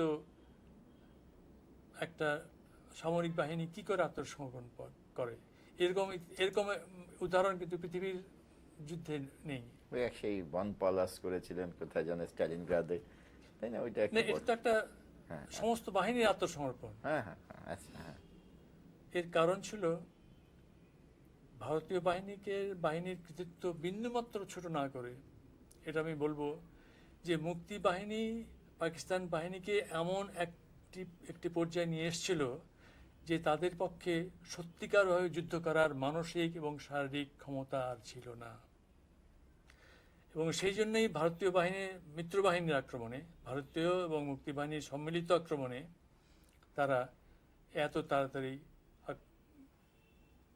আত্মসমর্পণ করতে রাজি হয়। যাই হোক, নানা রকম ভাবে 9 ডিসেম্বর না হয়ে সেটা 16 ডিসেম্বর হয়।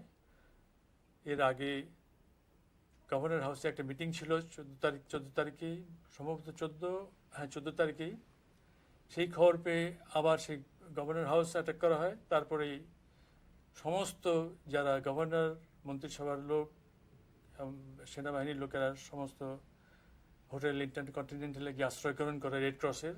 তার মানে তখন প্রায় যুদ্ধ থেমে গেছে। তারপরে আলাপ আলোচনার মধ্যে ঠিক হয় যে 16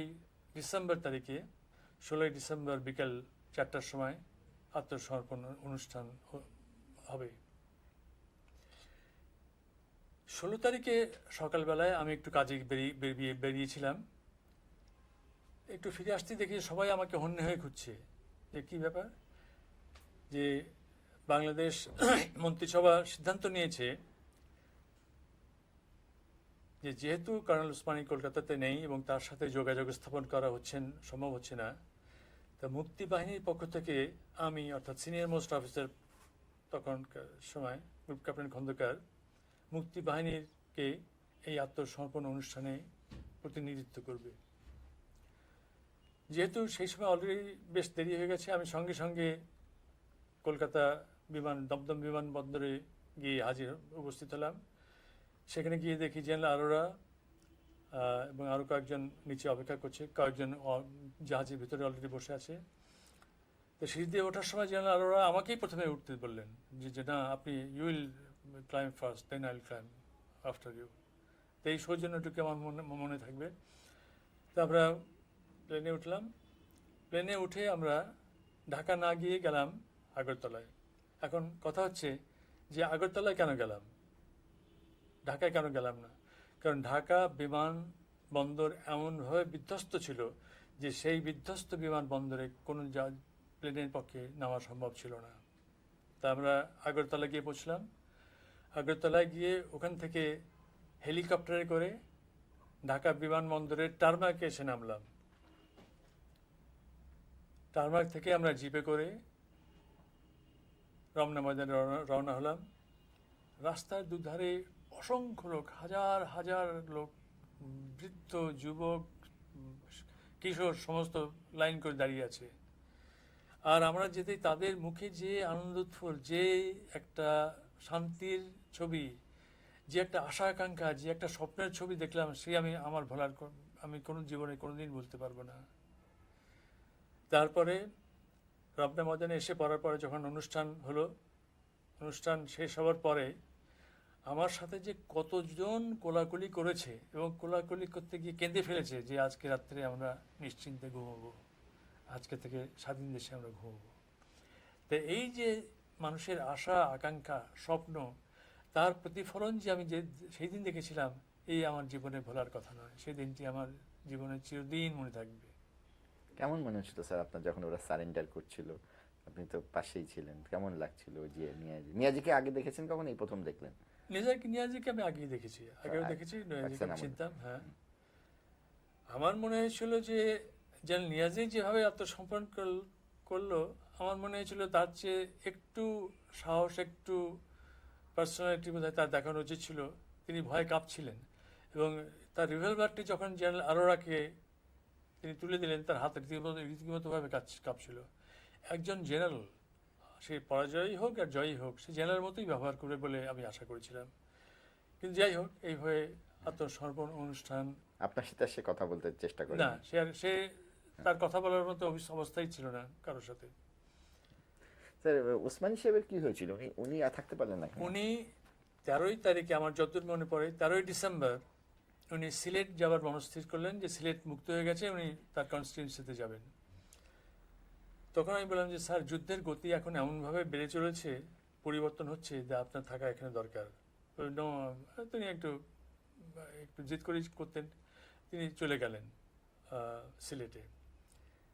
তা সেই জন্যই তিনি 16 তারিখে কলকাতায় ছিলেন না। এবং তাজউদ্দিন সাহেব আমাকে নিজে যেটা বলেছিলেন যে তারা সত্যিই চেষ্টা করেছিলেন কর্নেল ওসমানীকে খুঁজে বের করার, কিন্তু তখন সমস্ত যুদ্ধের ফ্রন্টটা মুভ করছে, কে কোথায় আছে, কোন ফরমেশন কোথায় আছে, কোন ফরমেশনের সাথে যোগাযোগ করা যেতে পারে, এই তখন ঠিক সেই অবস্থা ছিল না। ওনার হেলিকপ্টারটা নাকি নষ্ট হয়েছিল কি একটা না, পরে হেলিকপ্টারে কেউ হয়তো একটা গুলি করেছিল, নষ্ট হয়ে যায়নি, সেটা ঠিকই ছিল, গুলি করেছিল এবং সেই গুলিতে বোধহয় রাব সাহেব একটু আহত হন, সামান্য একটু লেগেছিল, এই আর কি। তা জেনারেল ওসমানীকে পাঠাবার জন্য ওনারা চেষ্টা করেছিলেন সমস্ত জায়গায় খুঁজে, এবং যেটা তাজউদ্দিন সাহেব আমাকে বলেছিলেন যে তাকে না পেয়ে শেষে তারা সিদ্ধান্ত নেন যে আমি মুক্তিবাহিনীর প্রতিনিধিত্ব করব। আপনি যখন স্যার এই কলকাতা থেকে প্লেনে আগরতলা গেলেন, আবার হেলিকপ্টারে ঢাকা টার্মিনালে নামলেন, ইন্ডিয়ান জেনারেলরা কিরকম কথাবার্তা আপনাদের হচ্ছিল, কি কি না, ইন্টারেস্টিং তারা কিছু হয়েছে? অত্যন্ত আনন্দিত ছিল, তারা খুশিতে অত্যন্ত জুবিল্যান্ট ছিলেন। এবং আমার সাথে তারা অত্যন্ত, মানে আমি যে একটা বাহিনীর প্রতিনিধিত্ব করছি সেই সম্মানটুকু তারা কিন্তু আমাকে দিয়েছিলেন। তারা যাওয়ার পথে এবং ফিরে আসার পথেও আমাকে সত্যি তারা অত্যন্ত সম্মানের সাথে আমার সাথে ব্যবহার করেছেন। কোনো ইন্টারেস্টিং কোনো সংলাপ মনে পড়ে ওরা কিছু বলেছে? যেমন এটা খুব চমৎকার বললেন যে অরোরা আপনাকেই আগে প্লেনে উঠতে দিল, এটাও একটা সম্মান জানালেন ভাই, যে বা এরকম আর ছোটখাটো কোনো অ্যানেকডোট মনে পড়ে যে একসাথে যখন আসছিলেন বা কি হলো? এরকম তো বহু ঘটনা মনে পড়ে। একটি কথা বলতে পারি যে কর্নেল ওসমানী ছিলেন রিটায়ার্ড কর্নেল, আর জেনারেল আরোরা ছিলেন একজন লেফটেন্যান্ট জেনারেল। কিন্তু তিনি কিন্তু ওসমানী সাহেবের সাথে যখন কথা বলতেন তখন ঠিক সমপর্যায়ে কথা বলতেন। তিনি তাকে ছোট হিসেবে আমি কোনোদিনও দেখিনি যে ছোট একজন কারোর সাথে কথা বলছেন এইভাবে তাকে কথা বলতে দেখিনি। এমনকি আরোরার সাথে আমার বহু মিটিং হয়েছে, ফোর্ট উইলিয়ামসে হয়েছে, তার অফিসে হয়েছে, আমাদের মুক্তিবাহিনী হেডকোয়ার্টারে হয়েছে। তিনি কিন্তু সব সময় অত্যন্ত বিনয়ের সাথে কথা বলতেন, এবং আমিও যে একজন মুক্তিবাহিনীর একজন উঁচু পোস্ট দখল করে আছি সেই সম্মানটা তিনি আমাদের দিতেন। শুধু তিনি নয়, আমি যতজন ভারতীয় অফিসারদের সাথে আমার কাজ করতে হয়েছে তারা সবাই কিন্তু এই সম্মানটি দিতেন। এই সম্বন্ধে কারো কোনো অভিযোগ থাকতে পারে বলে আমি মনে করি না। কিন্তু স্যার একটা ধরেন যে যারা মুক্তিযুদ্ধে গিয়েছিলেন, বিশেষ করে মেজর র্যাঙ্কের অনেকের বা একটু নিচে বা সাবঅর্ডিনেট যারা ছিলেন, পাকিস্তান সেনাবাহিনীতে তো দীর্ঘদিন থাকার ফলে এই ভারত বিরোধিতাটাই তো প্রায় পাকিস্তান আর্মির একটা ইথোজে পরিণত হয়েছিল।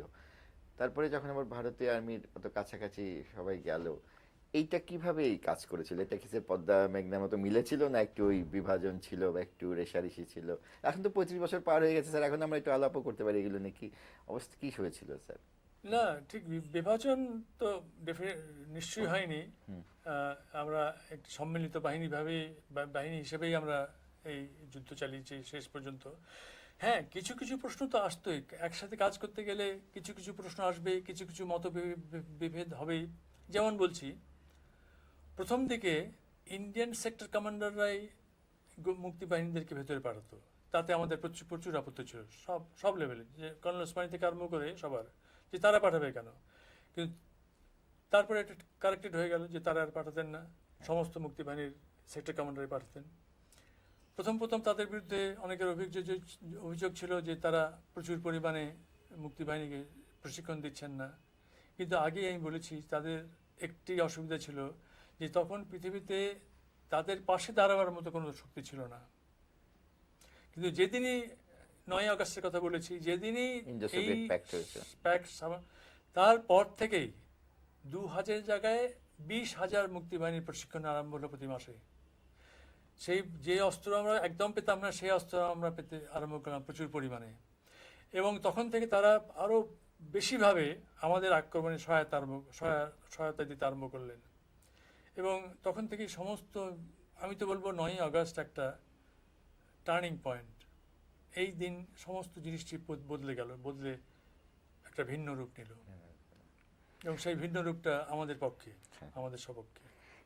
তো এই যে যেখানে সারেন্ডারিং সেরিমনি, এটা সত্যি একটা ঐতিহাসিক মুহূর্ত ক্ষণ। তারপরে কি হলো স্যার? আপনারা এলেন, গাড়িতে নামলেন, নিয়াজিরা এলো। আচ্ছা, তারপরে টেবিলগুলো সব আগেই সব জোগাড় করে রাখা ছিল? টেবিল বলতে ছিল না, আমি বলবো যে ওখানকার আয়োজন যে খুব শৃঙ্খলাপূর্ণ ছিল তা আমি বলবো না, কারণ প্রচুর লোক ছিল, প্রচুর লোক।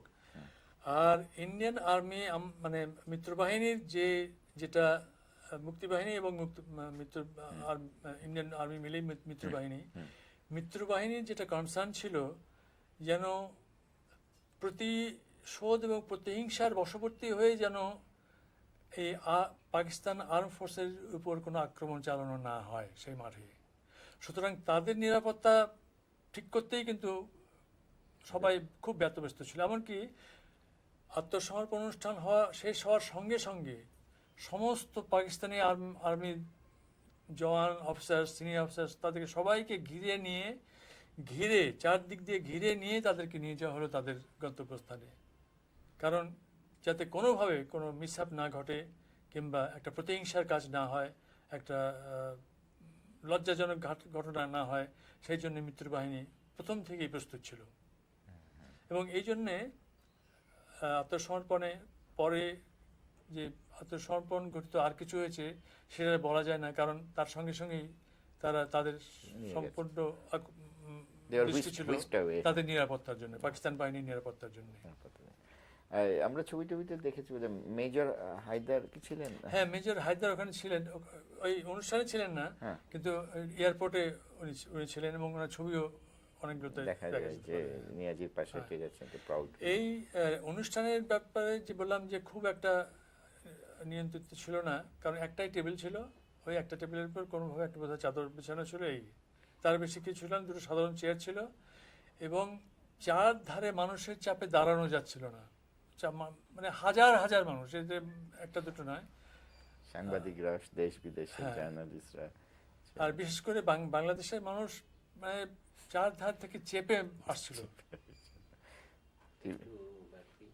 আচ্ছা, একটু 5 মিনিট ওয়েট করি, আমরা প্রায় শেষের দিকে চলে এসেছি। চমৎকার। আচ্ছা, আমি যুদ্ধে ছিলাম, যখন যুদ্ধের ফ্রন্ট লাইন মুভ করে, বিভিন্ন ফরমেশন, বিভিন্ন দিকে যাচ্ছে, বিভিন্ন ডাইরেকশন যাচ্ছে, বিভিন্ন স্পিডে যাচ্ছে, বিভিন্ন জায়গায় এসে পড়ছে, ইট ইজ নট স্ট্যাটিক। সেই সময় এমনকি কমিউনিকেশন সিস্টেম বিকামস ডিফিকাল্ট। তাই আমি বলেছিলাম যে স্যার, এই সময় তো একটা হোল থিং ইজ মুভিং, আপনি এই সময় এখানে থাকা উচিত। নো, বলতেন যে না করলেও তো স্যার হতো না কাজটা, এটা দরকার তো ছিল। এটা এখানে কথা হচ্ছে কি যে আপনি যতগুলো যুদ্ধ এরকম দেখতে পাবেন, ফার্স্ট ওয়ার্ল্ড ওয়ার বলেন, সেকেন্ড ওয়ার্ল্ড ওয়ার বলেন, জয়েন্ট কমান্ডই হয়েছে। হ্যাঁ, অ্যালাইড ফোর্সেস, জয়েন্ট কমান্ড। তো অ্যালাইড ফোর্সেস মানে তো জয়েন্ট কমান্ড। তো আমি কোনো দোষ দেখি না, এটা তো স্বাভাবিক ছিল।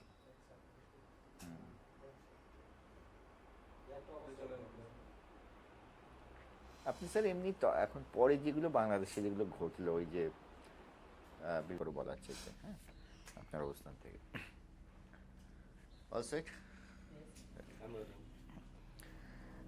আমাদের একটু বলবেন যে ভারতীয় সরকার, বিশেষ করে ইন্দিরা গান্ধীর কন্ট্রিবিউশনটা আমরা অনেকে মনে হচ্ছে বাংলাদেশের লিবারেশনে বেশ বড়। আপনার এটা কিরকম ইন্টারাকশন? আমার তো মনে হয়, শুধু আমার মনে হয় না, আমার মনে হয় আমার যে দৃষ্টিভঙ্গি, যেটা ভিউ পয়েন্ট, সেটা অনেক বাঙালি সমর্থন করবে যারা এই মুক্তিযুদ্ধে ছিলেন। বিশেষ করে আমি ভারতে বহু লোকের কাছ থেকে শুনেছি যে আমাদের এই মুক্তিযুদ্ধের সময় যদি ইন্দিরা গান্ধী ভারতের প্রধানমন্ত্রী না হয়ে যদি অন্য কেউ প্রধানমন্ত্রী হতেন, তাহলে ভারত আমাদের সাহায্যে এগিয়ে আসতো কিনা সে বিষয়ে যথেষ্ট সন্দেহ আছে। এমনকি একজন প্রধানমন্ত্রী বাহাদুর শাস্ত্রী না একটু অসুবিধা নেই, হ্যাঁ মোরারজি দেশাই sorry.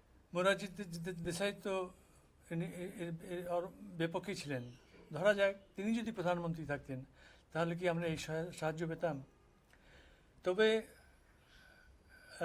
ইন্দিরা গান্ধী যে সাহায্য করেছিলেন, তিনি যে এই সাহায্য করতে গিয়ে দেশের ভিতরে প্রতিবাদের মুখোমুখি হননি সেটা বলা যাবে না। তার বিপক্ষেও বহু শক্তি ছিল যারা চায়নি যে ভারত বাংলাদেশের এই স্বাধীনতা যুদ্ধে সাহায্য করুক। কিন্তু ইন্দিরা গান্ধী তার নিজস্ব শক্তিতে, নিজস্ব ব্যক্তিত্বে তিনি এই সমস্ত জিনিসটাকে গাইড করে বাংলাদেশের মুক্তিযুদ্ধের সাহায্যে এগিয়ে এসেছিলেন। এখানে একটি কথা বলতে পারি, যখন 10ই ডিসেম্বর যখন 7th ফ্লিট বাংলাদেশের উদ্দেশ্যে রওনা হয়, বে অফ বেঙ্গলের উদ্দেশ্যে রওনা হয়, আমি শুনেছি এবং বেশ বিশ্বাস করা যায় এমন সোর্স থেকে শুনেছি যে সেই রাত্রে যে মিটিং হয়, মন্ত্রিসভার মিটিং হয়, সেই মন্ত্রিসভার মিটিংয়ে নাকি অনেকে প্রতিবাদ করেছিল যে এত বড় ঝুঁকি আমরা কেন নিতে যাব বাংলাদেশের জন্যে। আর যদি 7th ফ্লিট এসে পড়ে তাহলে ভারত এক বিরাট ক্ষতির সম্মুখীন হতে পারে। কিন্তু সেই জায়গায় সেই রাত্রে ইন্দিরা গান্ধী অটল হয়ে সিদ্ধান্ত দিয়েছিলেন না, যুদ্ধ চলবে এবং এই যুদ্ধ আমরা বাংলাদেশকে সাহায্য করবই। এত বড় দায়িত্ব, এত বড় ঝুঁকি ইন্দিরা গান্ধী না হয়ে অন্য কেউ হলে কেউ নিতেন কিনা এই বিষয়ে ভারতেও অনেক বিজ্ঞ লোক, অনেক জ্ঞানী লোক, অনেক উচ্চ স্থানে অধিষ্ঠিত লোক, তারা এ বিষয়ে তাদের সন্দেহ আছে। একটা স্যার যখন ইন্ডিয়ান কন্ট্রিবিউশনটাই আসলো স্যার, ইন্ডিয়ার আর্মির তো বেশ স্যাক্রিফাইস ছিল, মারা টারা গেছেন, এটাই আমাদের একটু বলবেন স্যার, কত মানুষ, কত কি এটা?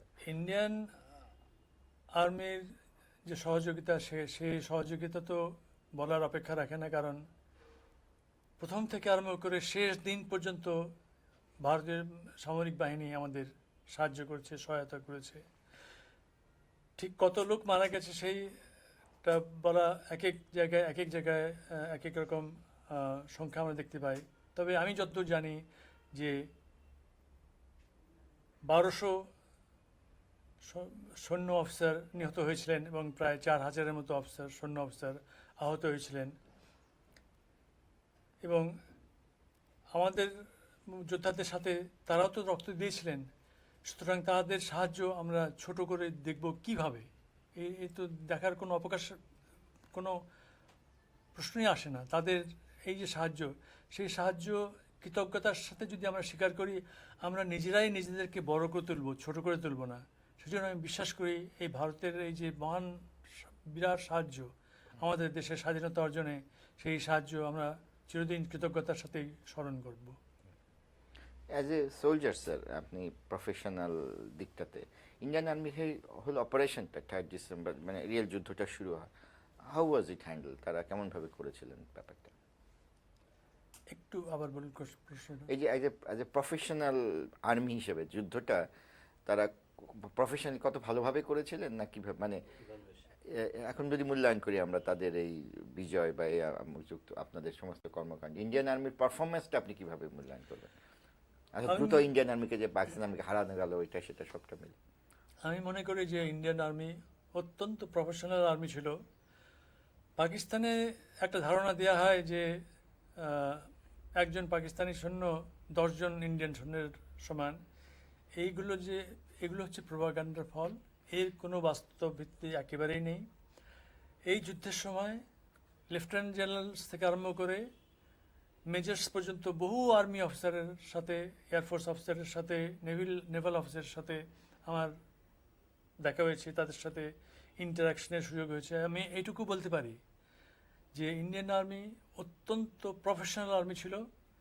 এবং এই যে তারা সিদ্ধান্ত, তো প্রথম দিকে অনেকেরই জানা নেই যে প্রথম দিকে ভারত সরকারের উপরে বিরাট চাপ ছিল এমনকি সেই চাপ সৈন্যবাহিনীর উপরে, ভারতীয় সৈন্যবাহিনীর উপরে এসে পড়ে যে যুদ্ধে এখনই ভারতীয় সামরিক বাহিনীকে যেতে হবে। তখন শুনেছি যদ্দূর, এবং আমি বিশ্বাস করি যে এটা সত্য কথা, তখন জেনারেল মানেকশা বলেছিল যে যদি যুদ্ধে নামতে হয় তাহলে they will have to release me from the army. এই মুহূর্তে যদি যুদ্ধে নামতে হয় তাহলে আমাকে এই দায়িত্ব থেকে মুক্তি দিতে হবে, কারণ আমরা যুদ্ধের জন্য প্রস্তুত নই। এই যে একটা প্রফেশনাল অ্যাকসেপ্টেন্স অফ উইকনেস, যে আমার এখনও তৈরি হয়নি, এর মধ্যে তো কোনো দুর্বলতার প্রশ্ন তো আসে না। এটা আসে ম্যাচুরিটির প্রশ্ন, একটা স্ট্র্যাটেজির প্রশ্ন, ট্যাকটিক্সের প্রশ্ন। এবং যখন তারা সম্পূর্ণভাবে তৈরি হলেন তখনই কিন্তু যুদ্ধটা আরম্ভ হলো। সুতরাং তাদের যে অ্যাসেসমেন্ট, যে কতদিন তাদের যুদ্ধে প্রস্তুত হতে সময় লাগবে, কোন সময় যুদ্ধটা আসলে তাদের পক্ষে সবচেয়ে ভালো হবে, তাদের যুদ্ধে অন্য কোনো দেশের সমর্থন প্রয়োজন হবে কিনা, তাদের একার পক্ষে যুদ্ধ করা সম্ভব কিনা, এই সমস্তই তো তারা বিচার করেছিলেন।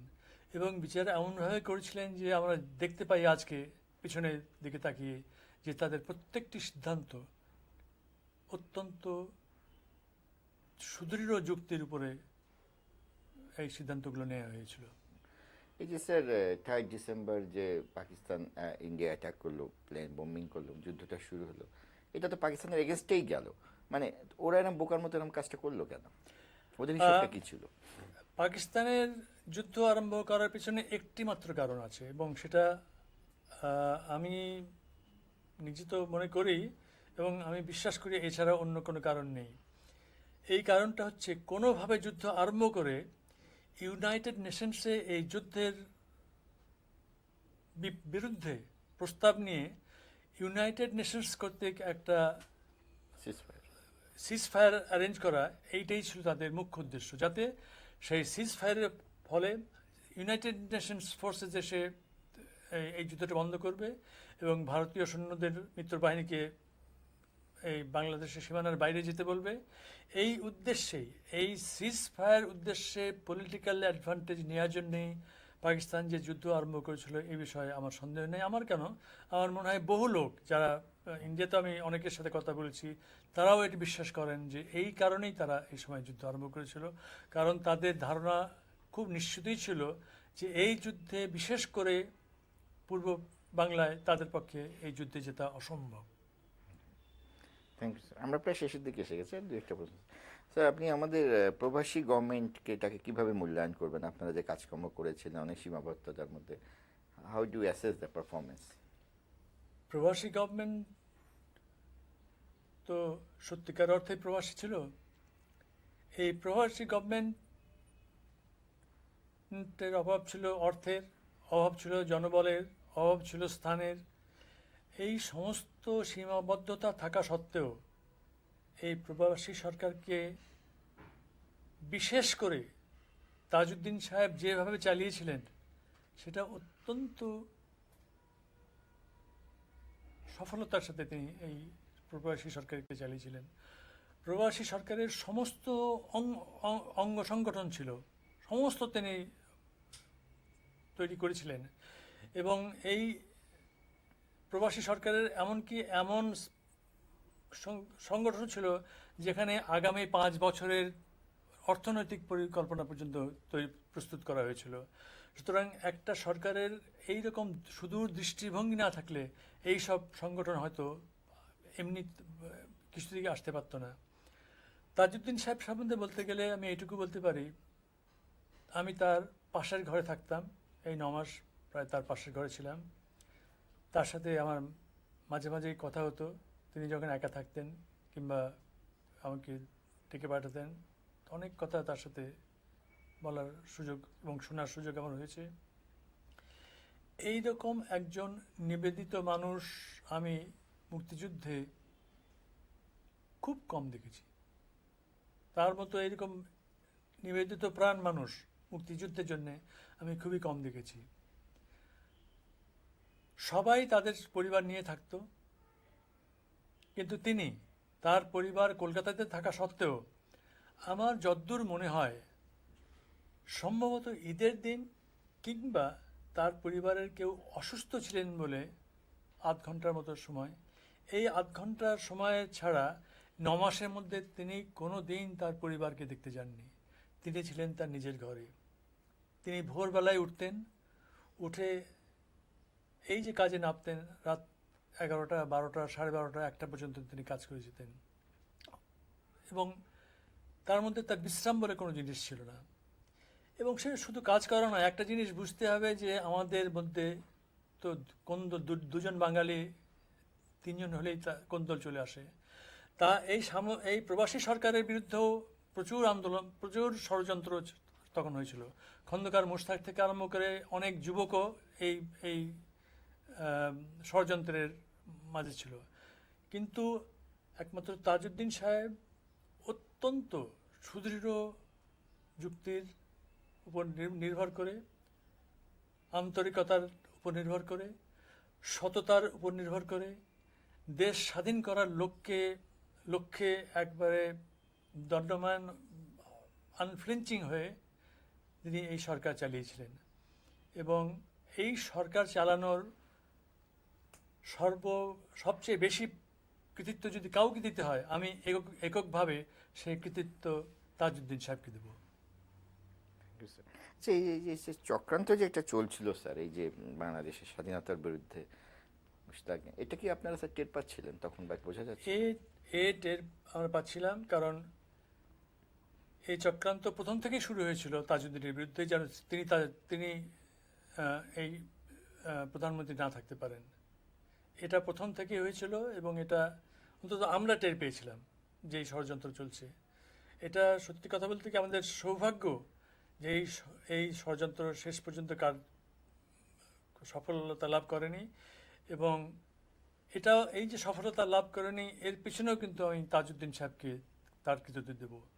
তিনি এই সব ষড়যন্ত্রের মধ্যেও সবাইকে এক করে নিয়ে যে প্রবাসী সরকার চালাতে পেরেছিলেন, এতে তার নেতৃত্বেরই সফলতার পরিচয় আমরা পাই।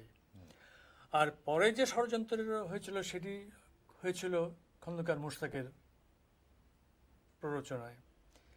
খন্দকার মোশতাক, আমার বিশ্বাস, চাননি যে বাংলাদেশ স্বাধীন হোক।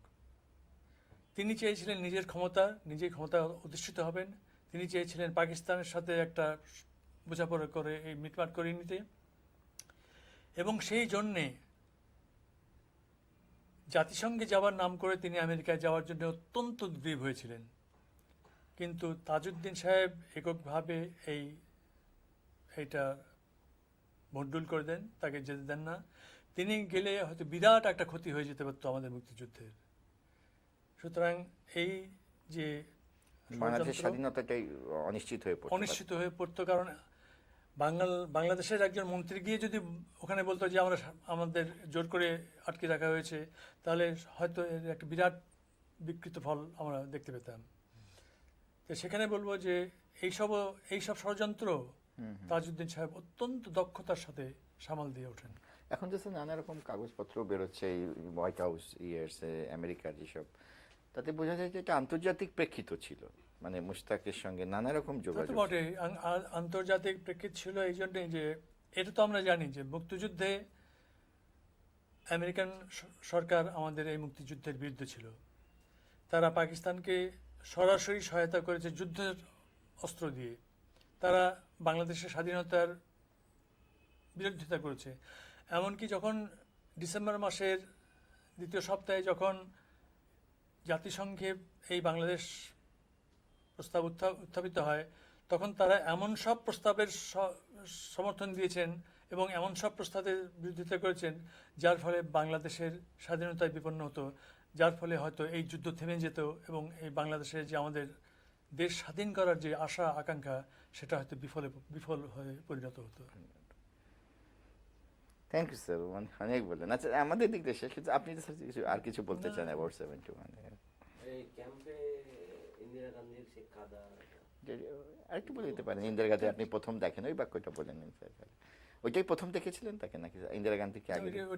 বলেন স্যার, ইন্দিরা গান্ধীকে আপনি দেখেছিলেন স্যার তখন, ওইটা একটু গল্পটা বলেন। হ্যাঁ, আমি যখন আগরতলায় ছিলাম, কলকাতায় ছিলাম, ইন্দিরা গান্ধীর একবার তার বৃষ্টির মধ্যে উদ্বাস্তু শিবির, তিনি সে বৃষ্টির মধ্যে ছাতা মাথায় দিয়ে এইসব উদ্বাস্তু শিবির দেখেছেন, সে আমি দেখেছি নিজে চোখে। Thank you.